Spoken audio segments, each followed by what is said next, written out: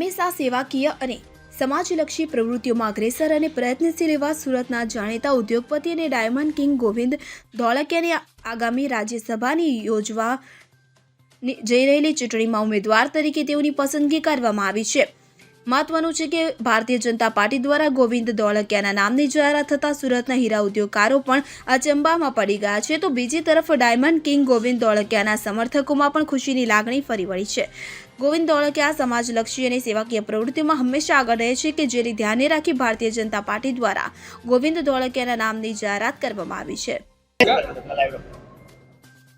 કાકા, જે રાજ્યસભામાં આપની પસંદગી થઈ છે, શું કહેશો? કેટલી ખુશીની વાત? जयराम जी के मित्रों, तो भगवान कृपा थी आज जे राज्यसभा में मने मोकलवा माटे मारी पसंदगी थई अने ई एक जाने के मने कोई जातनु सपनु पण क्यारे आव्युं नहोतुं ने ख्याल नहोतो। सवारे ज्यारे 10 वागे अमितभाई नो फोन आव्यो के तमने राज्यसभा में मोकलवाना छे, तो मैं एने कीधुं पण मने तमे खबर नथी कांई, मारे पॉलिटिक्स में नथी।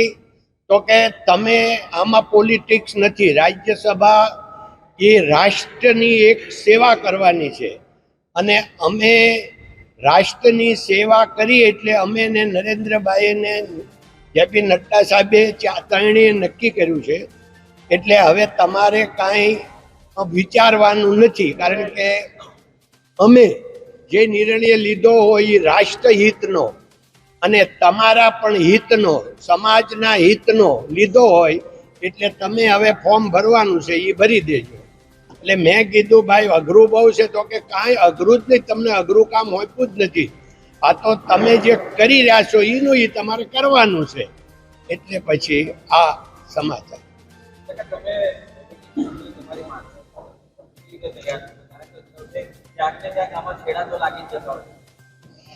એમાં એવું છે કે ભાઈ મને ખબર છે કે રાજ્યસભામાં ક્યારેય કોઈ મત માગવાના હોતા નથી કે કાંઈ રાજ્યકારણનું કોઈની સાથે કાંઈ ડિસ્પ્યુટ પડતો નથી, એમાં પક્ષાપક્ષી હોતા નથી, એટલે કંઈ નેગેટિવિટી આવતી નથી। એટલે રાજ્યસભામાં તો જે કામ કરવાનું છે એ મહત્વના રાષ્ટ્રના જે નિર્ણયો છે એમાં કાં તો તમારે સલાહ આપવાની હોય અથવા તમારે કોઈનું ધ્યાન દોરવાનું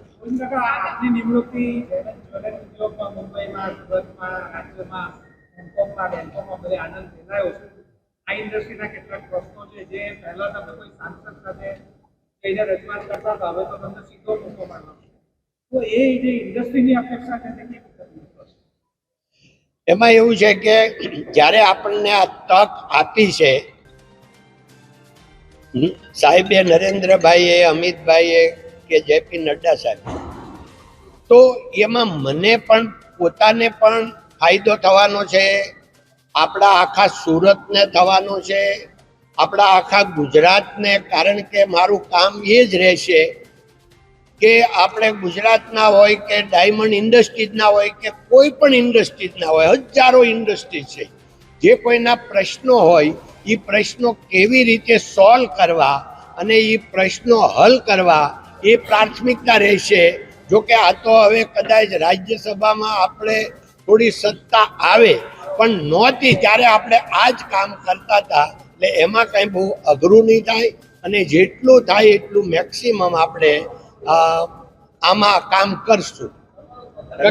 તમારી પસંદગી કેમ કરવામાં આવી હશે એવું તો શું જોયું ગોવિંદ કાકાની સેવાને લઈને?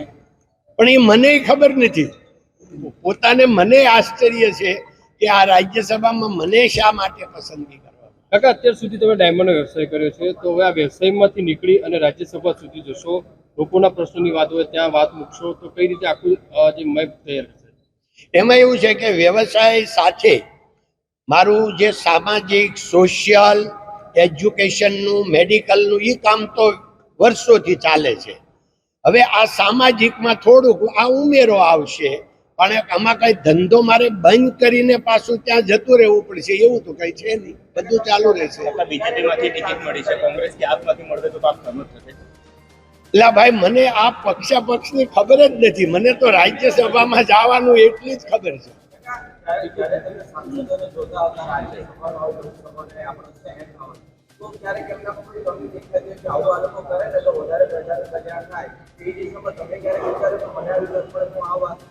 ના એવું કદી પણ વિચાર નથી આવ્યો, કારણ કે મેં પોલિટિક્સનું કદી વિચાર્યું જ નથી, એટલે વિચાર ક્યાંથી આવ્યો? પણ મને ભગવાનની કૃપાથી અત્યારે મારા જે રાજ્યસભાના સાંસદો ગણો કે લોકસભાના લગભગ 90% લોકોને હું ડાયરેક્ટ ઓળખતો હતો અને મારી મિત્રાચારી હતી, એટલે મારે એમાં કઈ અઘરું હતું નહીં. ત્યારે પણ કામ તો હું જે કઈ હોય એ કરી શકતો હતો, એટલે બહુ એ ભગવાનની કૃપા હતી. એમ એક એક્ઝામ્પલ આપું જૂનો, કે જેમેન જ્વેલરીમાં એકવાર ડી બિયર્સ કંપનીનું ટ્રાન્સલેશન થયું, લંડનથી બોટ્સવાના ગઈ. હવે એ જો વીકમાં પેમેન્ટ બોટ્સવાના ન જાય તો આખો મહિનો અટવાઈ જાય ડાયમંડ ઇન્ડસ્ટ્રી. તો એ ટાઈમે દિલ્હી આપણા SR રાવ સાહેબ હતા, તો ઇન્ડસ્ટ્રીયલ કમિશનર. તો જેમેન જ્વેલરીમાંથી મને ફોન આવ્યો કે જો આ 2 દિવસમાં આપણને ન મળે ત્યાં પેમેન્ટ કરવાની તો આપણું અત્યારે આખું ઇન્ડસ્ટ્રી અટવાય એમ છે. બસ મેં રાવ સાહેબને ફોન કરી દીધો અને 2 જે સાંસદ સભ્યો એને કીધું કે તમે સાહેબની હારે કોન્ટેક્ટ કરો, અને બીજે દિવસે થઈ ગયું. એટલે કામ તો ભગવાનની દયાથી ત્યારે પણ આવા થતા જ હતા.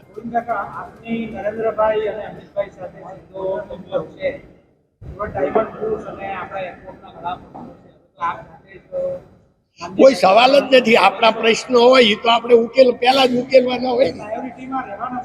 બસ એટલે મારું તો એવો સ્વભાવ છે ને, મારે માટે બધા પ્રાયોરિટીમાં જ રહેશે.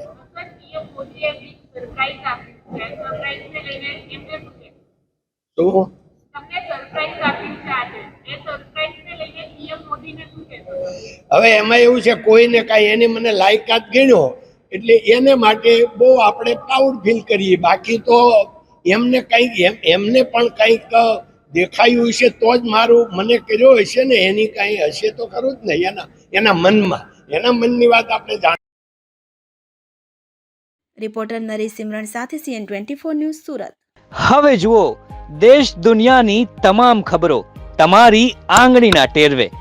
ઉઠાવો મોબાઈલ અને Google Play Store પરથી ડાઉનલોડ કરો અમારી CN24 ન્યૂઝ મોબાઈલ એપ.